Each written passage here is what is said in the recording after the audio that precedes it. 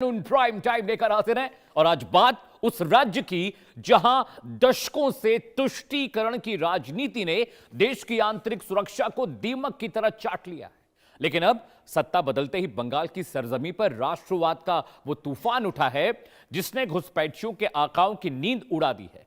केंद्रीय मंत्री अमित शाह के कड़े संदेश के बाद मुख्यमंत्री शुवेंदु अधिकारी ने मात्र 1 महीने के कार्यक्रम में वो कर दिखाया जिसकी कल्पना तुष्टीकरण के पैरोकारों ने कभी सपने में भी नहीं की थी। पश्चिम बंगाल की सीमाओं पर अब अवैध पैर रखने वालों की खैर नहीं। सालों से पैर पसार कर बैठे अवैध घुसपैठियों का बोरिया बिस्तर समेटकर वापस सीमा पर खदेड़ा जा रहा है। मुख्यमंत्री ने साफ संदेश दे दिया कि जो नागरिकता कानून के दायरे में नहीं आएगा उसे सीधे सीमा सुरक्षा बल के हवाले कर देश से बाहर का रास्ता दिखाया जाएगा। सिर्फ घुसपैठ ही नहीं बल्कि बंगाल को अंदर से खोखला करने वालों के खिलाफ भी कार्रवाई होगी। दर्शकों, ग्राफिक्स पर आते हैं।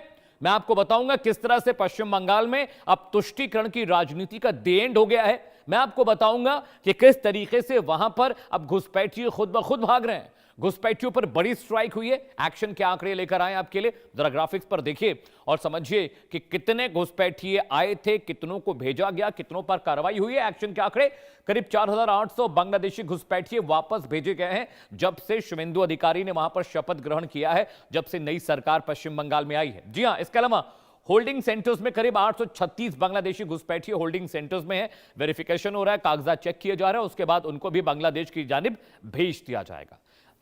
सख्ती के बाद बहुत सारे ऐसे घुसपैठिए हैं, इंट्रूडर्स हैं जो खुद ब खुद अपना सामान बोरिया बिस्तर लेकर भाग रहे हैं। उनको पता है पकड़े जाएंगे, होल्डिंग सेंटर में रखे जाएंगे, उन पर कार्रवाई होगी, लीगल एक्शन होगा। उससे बचने का एक ही तरीका है कि चुपचाप जहां से आए थे चुपचाप वहीं चले जाएं। जी हां, घुसपैठियों पर पहरे के लिए भी सरकार ने मुकम्मल बंदोबस्त किए हैं, पूरी तैयारी। अगले ग्राफिक्स पर आते हैं, आपको बताते हैं कहां कहां होल्डिंग सेंटर्स बनाए गए हैं, कहां कहां कार्रवाई हो रही है। जी हां, मालदा में एक बड़ा होल्डिंग सेंटर है जहां घुसपैठियों को पकड़कर रखा जा रहा है। वेरिफिकेशन, लीगल कार्रवाई हो रही है उनके खिलाफ। वहां पर एक इलाका मालदा है। जी हां, इसके साथ साथ बहुत सारे इलाके, मुर्शिदाबाद भी एक सेंटर है जहां पर बड़ा होल्डिंग सेंटर बनाया गया है जहां पर घुसपैठियों को पकड़कर रखा जा रहा है।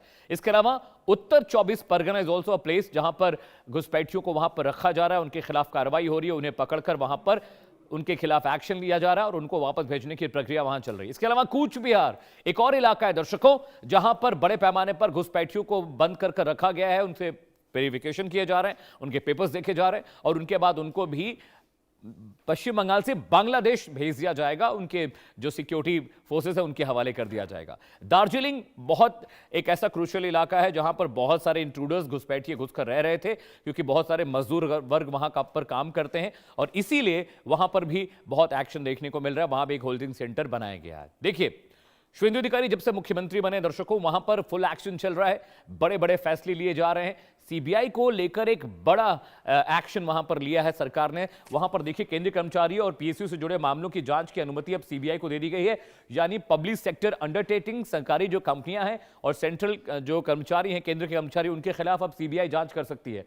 राज्य का जो कर्मचारी की जांच के लिए सूबे की सरकार से मंजूरी की जरूरत पड़ेगी। यानी सीबीआई को फ्री हैंड दे दिया गया है तमाम भ्रष्टाचारियों पर नकेल कसने के लिए। और सबसे बड़ी बात दर्शकों यह है कि अब सीबीआई मदरसों के कामकाज, कानूनी स्थिति और बुनियादी ढांचे की भी जांच कर सकती है। मदरसों का सर्वे करा रही है सरकार और वहां पे भी देखा जाएगा क्या सरकारी पैसे का बेजा इस्तेमाल तो नहीं हो रहा है, कहीं आतंकवादियों की पौध तो वहां नहीं बढ़ाई जा रही है, कहीं वहां पर ब्रेन वॉश तो नहीं किया जा रहा है, देश विरोधी गतिविधियां तो वहां नहीं चल रही हैं। 5 जुलाई तक राज्य सरकार ने इसे लेकर एक रिपोर्ट तलब की है और उस रिपोर्ट के बाद सरकार एक्शन लेगी, आगे का एक्शन प्लान बनाएगी। घुसपैठिए डिपोर्ट भी किए जा रहे हैं दर्शकों, वो भी डेटा मैंने आपको बता दिया है कि 4800 घुसपैठियों को वापस भेजा गया, 836 से ज्यादा होल्डिंग सेंटर्स में रखे गए हैं। जनगणना की मंजूरी को लेकर भी बंगाल में एक बड़ा एक्शन देखने को मिल रहा है। उस ग्राफिक्स पर आते हैं। जनगणना को लेकर क्या कुछ सरकार ने किया वो आपको मैं बताने जा रहा हूं। बंगाल में 1 अगस्त से घर घर जाकर जनगणना का सर्वे शुरू हो सकता है, ये खबर आ रही है, ये डिटेल मैं आपको बता रहा हूं। बंगाल में 1 अगस्त से घर घर जाकर सर्वे किया जाएगा और उस सर्वे के जरिए जो असल वहां पर पॉपुलेशन है, जो असल नंबर काउंट्स हैं, उनको हेड काउंट्स का पता लगाया जाएगा। इसके अलावा फरवरी 2027 तक जनगणना का परिसीमन होना है, 27 तक परिसीमन होना है और उसकी तारीख फरवरी मुकर्रर की गई। भत्तों पर भी रोक की बात हो रही है, यानी इमामों, मुअज्जिनों, पुजारियों को धर्म के आधार पर जो मानदेय मिलता था वो बंद कर दिया गया। ये हिंदुओं के लिए भी है, ये मुसलमानों के लिए भी है, सिर्फ मुस्लिमों पर कार्रवाई नहीं हो रही। अगर ये नैरेटिव आप सुनते हैं तो मुअज्जिनों के साथ साथ जो मंदिर के पुजारी हैं उनके भी मुआवजे बंद हो गए हैं। सार्वजनिक अनुशासन बनाए रखने के लिए सड़क पर नमाज बैन कर दिया है सरकार ने, नमाज सड़क पर नहीं होगी और कोई भी इनडिसिप्लिन सरकार बर्दाश्त नहीं करने जा रही। दर्शकों, सेफ बॉर्डर फेंसिंग के लिए भी बहुत काम हो रहा है। जी हां, 600 एकड़ जमीन बीएसएफ को सौंप दी गई है ताकि वहां पर वो वहां पर फेंसिंग कर सके, बाड़ लगा सके। चिकन नेक और नेशनल हाईवे केंद्र की जमीन भी केंद्र को सौंप दी गई है, यानी वहां पर भी जो चिकन नेक वाला इलाका है वहां पर भी बॉर्डर फेंसिंग शुरू हो गई है। और ओबीसी दर्जे की समीक्षा वाला मसला भी बहुत इंपॉर्टेंट, बहुत क्रूशियल था। दर्शकों, आपको पता होगा कि तुष्टीकरण की राजनीति के तहत टीएमसी ने बहुत सारे मुस्लिम जो थे उनमें जो कैटेगरीज थी उनको ओबीसी में डाल दिया था, यानी ओबीसी आरक्षण को 17 से घटाकर 7% कर दिया सरकार ने। और जो पहले असल में यही 7% ही था, लेकिन जब टीएमसी की सरकार आई तो उन्होंने इसे बढ़ाकर 17 किया। कई मुस्लिम उपजातियों का कोटा था जिससे इसमें शामिल किया गया था, उसको बाहर कर दिया गया। तो उपजातियां जो थी मुस्लिम कोटे की, उन सबको बाहर किया गया। जी हां, अब टीएमसी में दरार भी देखने को मिली। बंगाल विधानसभा में क्या कुछ चल रहा है वो भी आपको बता दें, क्योंकि टीएमसी में न सिर्फ बागी विधायक हैं बल्कि सांसदों ने भी उनके खिलाफ बिगुल बजा दिया है। और वो ग्राफिक्स भी मैं आपको दिखा रहा हूं।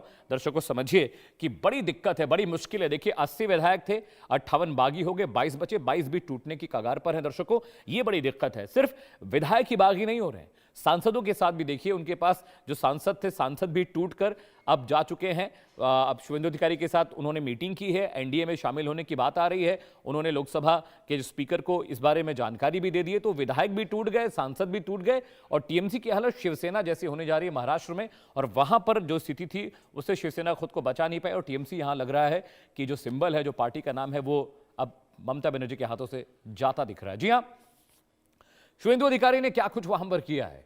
बीजेपी में जाने को अब टीएमसी नेता बेचैन हैं, क्यों, ये भी आपको ग्राफिक के जरिए मैं बता रहा हूं। समझिए, वहां पर जैसे ही टीएमसी में टूट शुरू हुई, बहुत सारे नेताओं ने शुभेंदु अधिकारी से मुलाकात की। 2026 में मिली हार के बाद टीएमसी में बहुत बड़ी उठापटक देखने को मिल रही है।